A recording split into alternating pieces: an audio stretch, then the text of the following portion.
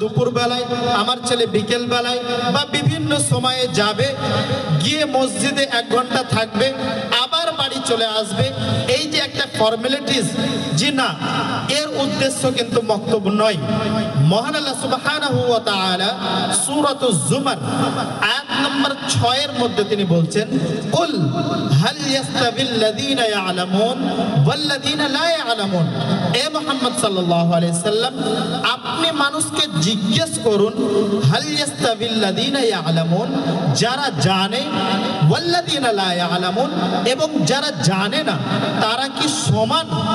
একই প্রশ্ন সূরাতুর রাদ আয়াত নম্বর 16 এর মধ্যে তিনি বলছেন, কুল হাল ইয়াস্তাবিল আ'মা ওয়াল বাসীর। এ মুহাম্মদ সাল্লাল্লাহু আলাইহি সাল্লাম, আপনি জিজ্ঞাসা করুন, একজন দৃষ্টিওয়ালা ব্যক্তি আর একজন দৃষ্টিহীন ব্যক্তি, তারা কি দুজনে সমান? অর্থাৎ তিনি এই প্রশ্নের মাধ্যমে বোঝাতে চাইছেন এটাই, যে পৃথিবীর মানুষকে আমি 2 ভাগে বিভক্ত করেছি। এক, যারা জানে এবং যারা জানে না, তারা কখনোই সমান নয়। একজন জাননেওয়ালা ব্যক্তি আর একজন অজ্ঞ ব্যক্তি, একজন মূর্খ ব্যক্তি আর একজন জ্ঞানী ব্যক্তি, একজন জাহিল ব্যক্তি, একজন জাননেওয়ালা ব্যক্তি কখনোই সমান হতে পারে না। এদের মধ্যে ডিফারেন্স আছে।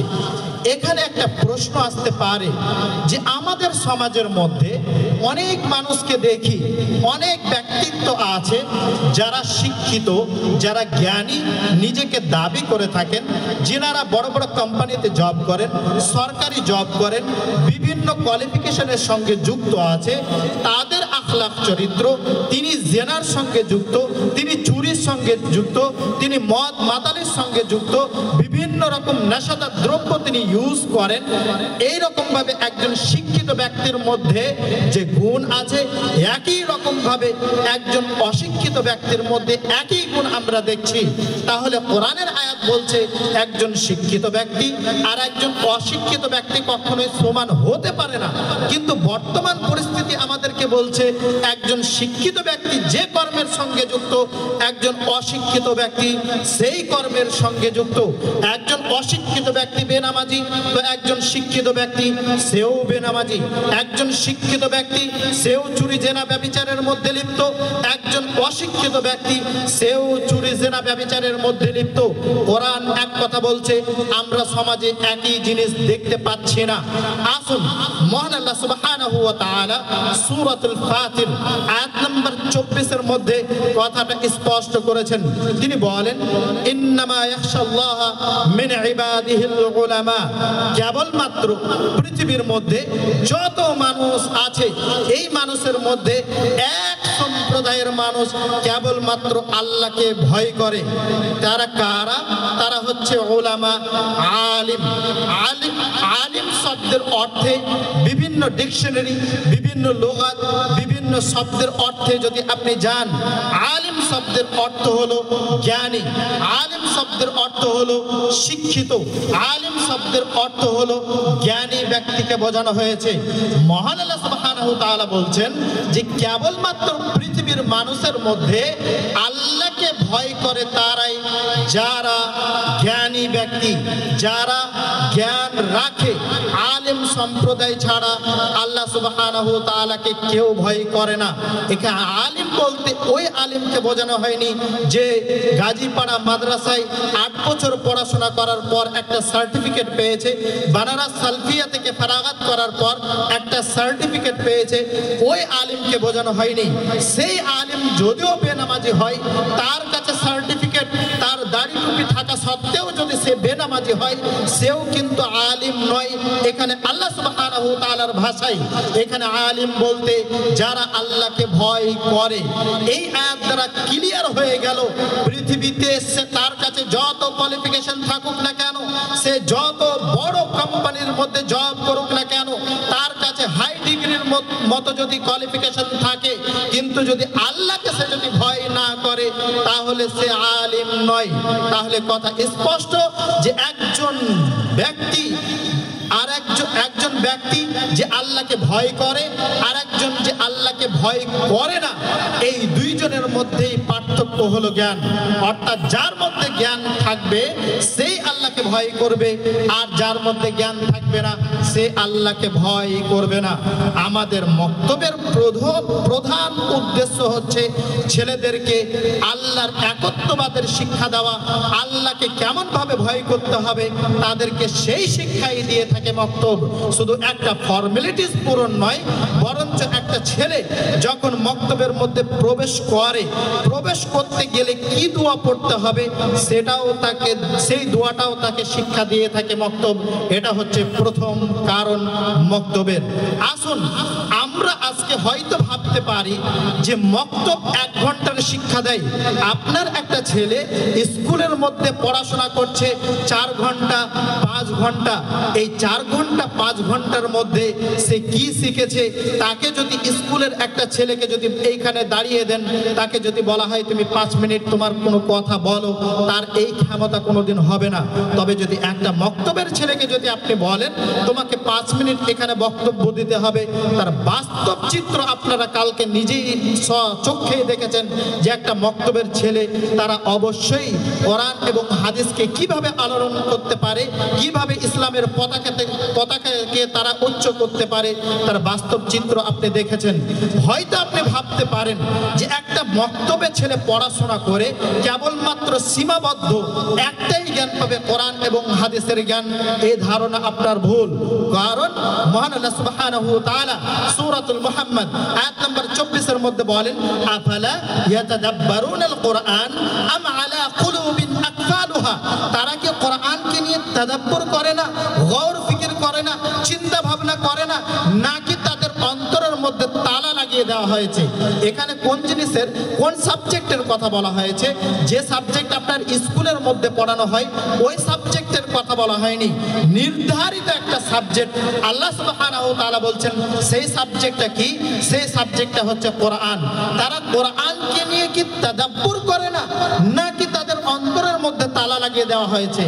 মক্কার মুশরিক কাফেররা এখনো পর্যন্ত যে কাফের হয়ে আছে, এখনো পর্যন্ত যে বেধর্মীয় হয়ে আছে, এর কারণটা কি? তাদের অন্তরের মধ্যে তালা লাগিয়ে দেওয়া হয়েছে, নাকি তারা কোরআনকে নিয়ে গৌর ফিকির করে না? অর্থাৎ বলার উদ্দেশ্য হলো এটাই, যখন আপনার ছেলে এই মক্তবের মধ্যে যখন পড়াশোনা করবে, কোরআন শুদ্ধভাবে যখন পড়তে আরম্ভ করবে, তার মধ্যে একটা নেশা আসবে, তার মধ্যে একটা জজবা আসবে, তার মধ্যে একটা ইচ্ছা জাগবে যে কোরআন তো এতদিন পর্যন্ত পড়লাম, এই কোরআনের মধ্যে কি আছে একটু লক্ষ্য করে দেখি।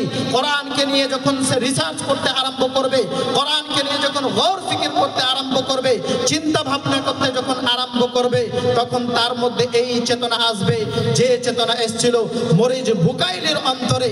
মরিজ বুকাইলি একজন বড় বৈজ্ঞানিক তিনি ছিলেন। যখন তিনি ইসলামের বিপক্ষে কোরআন শিক্ষা গ্রহণ করলেন, কোরআন শিক্ষার পর তিনি ভাবতে আরম্ভ করলেন যে এই কোরআনের মধ্যে আমি কিছু ভুল ধরতে আরম্ভ করব।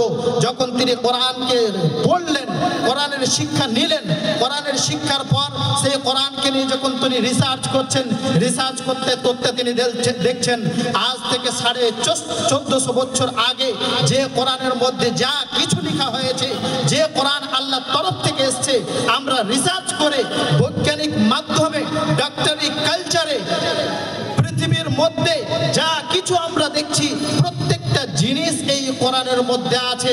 এই কথাই আমি আপনাদেরকে বোঝাতে চাইছি যে একজন ছেলে যদি কোরআনকে নিয়ে ভালোভাবে যদি রিসার্চ করে, তাহলে তাকে ডাক্তার হতে কেউ বাধা দিতে পারবে না, তাকে বৈজ্ঞানিক হতেও কেউ বাধা দিতে পারবে না, তাকে বড় সায়েন্টিস্ট হতেও কেউ বাধা দিতে পারবে না।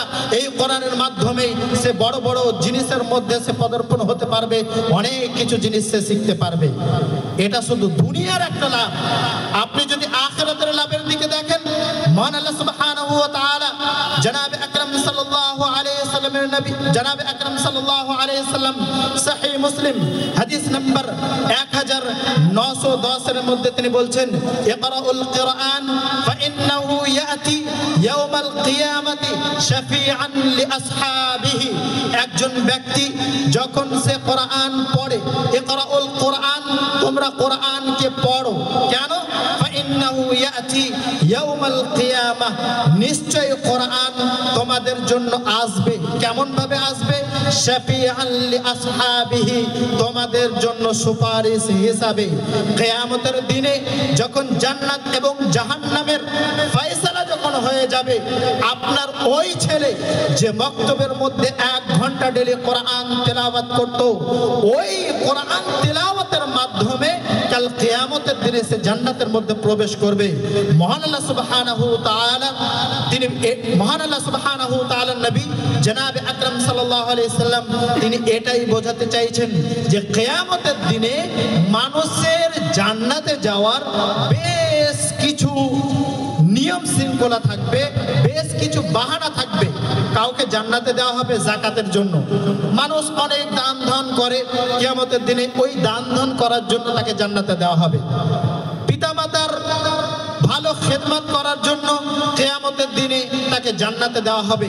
বিভিন্ন সুযোগ সুবিধা থাকবে, বিভিন্ন বাহানার মাধ্যমে আল্লাহ সুবহানাহু ওয়া তাআলা জান্নাতের মধ্যে প্রবেশ করাবেন। এই বাহানার মধ্যে থেকে একটা বাহানা আল্লাহ সুবহানাহু ওয়া তাআলা এটাও খুঁজে দেখবেন, যখন কোনো একটা বাচ্চা কোরআন তেলাওয়াত করবে দিন 1 ঘন্টা করে, তখন ওই কোরআনের মাধ্যমে তাকে জান্নাতের মধ্যে প্রবেশ করানো হবে। এছাড়াও নবী করিম সাল্লাল্লাহু আলাইহি ওয়াসাল্লাম সহিহ মুসলিমের মধ্যে একটি হাদিস এনেছেন। তিনি বলেন, ওই ঘরটি হচ্ছে জিন ভূতের ঘর, যে ঘরের মধ্যে কোরআন তেলাওয়াত করা হয় না। অর্থাৎ আপনার বাড়িতে কোরআন তেলাওয়াত তখনই করা হবে যখন একটা ছেলে মক্তবের মধ্যে নির্ধারিত সময়ে, নির্ধারিত টাইমে, নির্ধারিত দিনগুলোতে মক্তবের মধ্যে এসে পড়াশোনা করবে, করার মতো কোরআন তেলাওয়াত করবে। করার পর সে যখন বাড়িতে যাবে তার ইচ্ছা জাগবে যে আমি এতদিন পর্যন্ত কোরআন শিখলাম, বড় হওয়ার পর তার নিজের ছেলেকেও সে শিখাতে চাইবে, নিজেও কখনো কখনো সে কোরআন তেলাওয়াত করবে। এইরকম ভাবে তেলাওয়াতের মাধ্যমে আপনার বাড়ির মধ্যে বরকত আসবে। শুধু তাই নয়, মক্তবের উদ্দেশ্য দিকে যদি আপনি একটু যদি দেখুন, নবী করিম সাল্লাল্লাহু আলাইহি সাল্লাম আমাদেরকে কতটুকু ফ্যাসিলিটি দিয়েছেন। আল্লাহ সুবহানাহু ওয়া তাআলার নবী জনাবে আকরাম সাল্লাল্লাহু আলাইহি সাল্লাম তিনি বলেন, যখন একটা বাচ্চা ছেলে বাড়ি থেকে যখন বেরিয়ে যায় মক্তবের উদ্দেশ্যে, মক্তবের উদ্দেশ্যে যখন বেরিয়ে যাই, সহিহ মুসলিমের মধ্যে হাদিসটা এসেছে, রাবি হাদিস হযরত আবু হুরায়রা রাদিয়াল্লাহু তাআলা আন তিনি বলেন, ইন্নাল্লাহা ওয়া মালাইকাতাহু, নিশ্চয় আল্লাহ এবং ফেরেশতা আল্লাহ সুবহানাহু ওয়া তাআলা তার উপরে শান্তি বর্ষণ করেন। কার উপরে? যখন একটা ছেলে মক্তবের উদ্দেশ্যে বাড়ি থেকে বেরিয়ে গেছে, বাড়িতে যে দরজা আছে দরজা থেকে সে তার পাটাকে রাস্তার মধ্যে রেখেছে, তখন থেকে আল্লাহ সুবহানাহু ওয়া তাআলা তার উপরে শান্তি বর্ষণ করেন। আর কে? ওয়া মালাইকাতাহু, ফেরেশতারা, ওয়া আহলুস সামাওয়াতি ওয়াল আরদ, আকাশ এবং জমিনের মধ্যে যত জিনিস আছে প্রত্যেকটা জিনিস, প্রত্যেকটা মাখলুক। এই কথা বলার পর নবী করিম সাল্লাল্লাহু আলাইহি সাল্লাম বলছেন, হাত্তা নামলাতা ফি হুজরিহা, এমন কি একটা ছোট্ট পিঁপড়ে যাকে আমরা মূল্যহীন মনে করি, যার কোনো মূল্য দিই না, কখনো তাকে পায়ের মধ্যে কুচলে দিই, একটা ছোট্ট পিপিলিকা যে গর্তের মধ্যে আছে, ওয়াহাত্তা হুতা লিসাল্লিহি আলা মুআল্লিমিন নাস, আর নদীতে গভীরে থাকা মাছ যার সম্পর্কে আমাদের জ্ঞান নেই, যে মাছকে আমরা হয়তো কখনো দেখিনি, নদীর গভীর থেকে গভীরতম স্থানে যারা বসবাস করছে, সেই মাছও পর্যন্ত লিউসাল্লু আলা মুআল্লিমিন নাস, ওই ছেলের জন্য যখন সে মক্তবের উদ্দেশ্যে বাড়ি থেকে যখন বেরিয়ে যায়, তখন ফেরেশতাগণ আকাশ এবং জমিনের মধ্যে যত মাখলুক আছে, গর্তে থাকা পিপিলিকা, সমুদ্রের তলদেশে থাকা মাছ পর্যন্ত তাদের জন্য দোয়া করতে থাকে যতক্ষণ পর্যন্ত তারা পুনরায় আবার বাড়ি না ফিরিয়ে যায়। এত বড় একটা সুযোগ আল্লাহ সুবহানাহু ওয়া তাআলার নবী আমাদের জন্য দিয়েছেন। এছাড়াও সহিহ মুসলিমের মধ্যে একটি হাদিস এসেছে, নবী করিম সাল্লাল্লাহু আলাইহি সাল্লাম তিনি বলেন, মান খারাজা ফি তালাবুল ইলম, যখন কোনো ছেলে ইলম অন্বেষণের জন্য, জ্ঞান অন্বেষণের জন্য, কোরআন এবং হাদিসের শিক্ষার জন্য বাড়ি থেকে যখন বেরিয়ে যায়, ফাহুয়া ফি সাবিলিল্লাহ, তখন সে আল্লাহর রাস্তায় থাকে, হাত্তা ইউরজিআ, কতক্ষণ পর্যন্ত, যতক্ষণ পর্যন্ত সে পুনরায় বাড়ি না ফিরে আসছে। স্পষ্ট হাদিস দ্বারা আমরা বুঝতে পারছি নবী করিম সাল্লাল্লাহু আলাইহি সাল্লাম তিনি এটাই বোঝাতে চাইছেন, যখন কোনো একটা ছেলে মক্তবের উদ্দেশ্যে, কোরআন এবং হাদিসের শিক্ষার উদ্দেশ্যে বাড়ি থেকে যখন বেরিয়ে যায়, একটাও হারফ শিখেনি, 10 বছর ধরে ধরেন মক্তবে পড়ছে, আলিফ কি জিনিস এখনো পর্যন্ত শিখতে পারেনি, তারপরেও আল্লাহর নবী বলছেন যখন সে আল্লাহর রাস্তায় যখন বেরিয়ে যায়, মক্তবের উদ্দেশ্যে যখন বেরিয়ে যায়, তখন সে কোনো কাজের জন্য বেরোয় না, বরঞ্চ সে আল্লাহর ওয়াস্তে বেড়ায়, আল্লাহর রাস্তায় বেড়ায়। আল্লাহর রাস্তায় কারা বেড়ায়? ইতিপূর্বে আল্লাহর রাস্তায় বেরোতো ইসলামকে মজবুত করার জন্য, যারা ফিরে আসতো তাদেরকে গাজী বলা হতো, এবং তারা যদি শহীদ হয়ে যেত, তারা যদি জীবন দিয়ে দিত, তাহলে তাদেরকে শহীদ বলা হতো।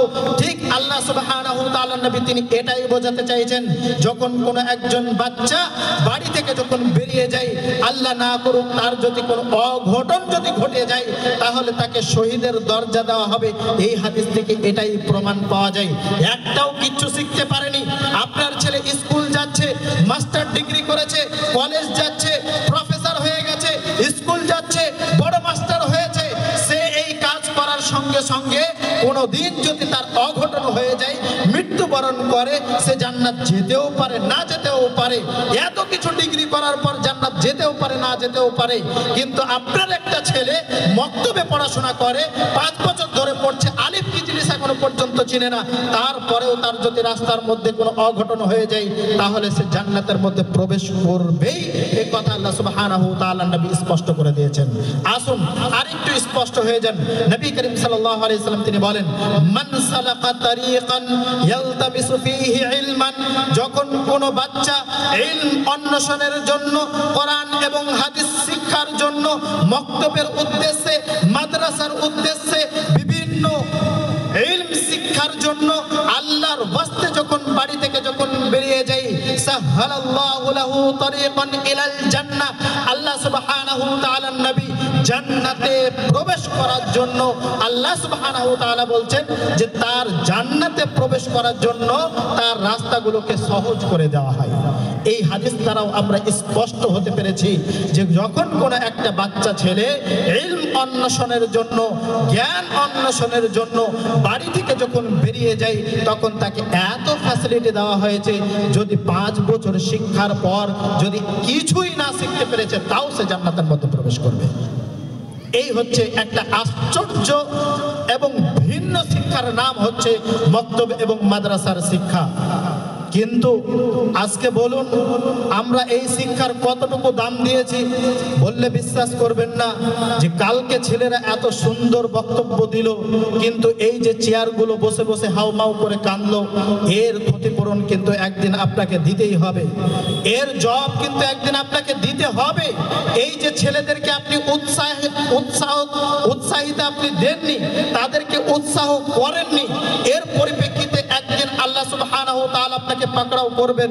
ইতিপূর্বে আপনাদের আলেম সাহেব বলে দিলেন, আলা কুল্লুকুম রাইন ওয়া কুল্লুকুম মাসউলুন আন রাইয়াতিহি, প্রত্যেকটা মানুষ হচ্ছে দায়িত্বশীল।